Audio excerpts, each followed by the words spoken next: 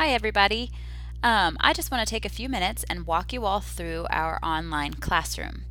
Some of you may be new to the university this semester and some of you may be new to working online in Canvas. So this little video is meant to just show you really briefly what our course shell looks like and how to navigate through it.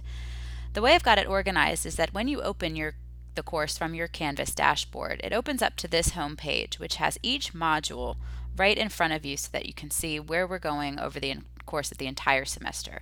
Module 1, 2, 3, 4, and 5. Each module contains your lectures, which are denoted by these little paper icons here, supplemental reading material, which is denoted by these little attachment icons. Your assignment for the module, in the first module we've got an essay assignment, and then once we get into sort of the meat of the course, you start having shooting assignments, peer reviews, and then the follow-up, final version of your shooting assignment. And then a quiz. Each module has a quiz to kind of bring it all home. So that's how every module works. It's kind of this formula. And the way that I would suggest moving through the course is to do it just like this. Open up your home page and just click through each of these icons one by one to navigate through each module. You do have tabs over here that let you get to assignments and quizzes, but for me, the best way to work through is to just start here and go on through, down the line. This way you don't miss anything. I expect that you need to watch all the lectures to be able to take the quiz, and to be able to understand what we're asking of you with each assignment.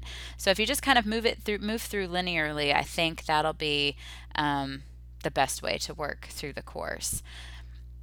Over here on this toolbar, you can see that you can access your assignments. I don't like working that way. You can also check in with your grades. So the nice thing about working in Canvas is that you can see your grade book in real time as it happens. And I'm generally pretty quick to turn things around. So you can come in here and take a look at how you're doing as we move through. So if you've missed some work or you're behind, you can see directly how that is making an impact on your grade, and you can work to sort of course correct as you move through. You also have your dashboard information here and your inbox. Now I'm going to say a word about using the Canvas inbox. I much prefer you to get in touch with me through my UK email, and this is not necessarily the same thing. I have this set to go to my UK emails, but I find that often that is buggy and sometimes things fall through the cracks. So you can message me from Canvas here if you want to, but I really prefer that you use the UKY email, and your graders do too. And know that when you message your professor from an assignment, it goes to me, not your individual section graders. So if you've got a grading question and you want to ask either Carrie or Renee what's up, you will need to email them directly using their UKY email address. The most important thing I'll ask you to do is click over here and open up your syllabus. This is the sort of Bible for the course, and I'm going to do another video in here in just a minute that'll walk you through this in more specific detail.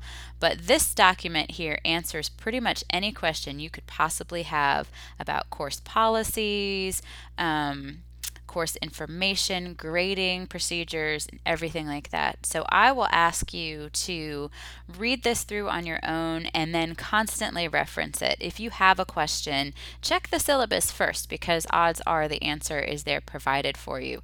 And then if it's not, go ahead and please be in touch with me or Carrie or Renee. Go back to the home.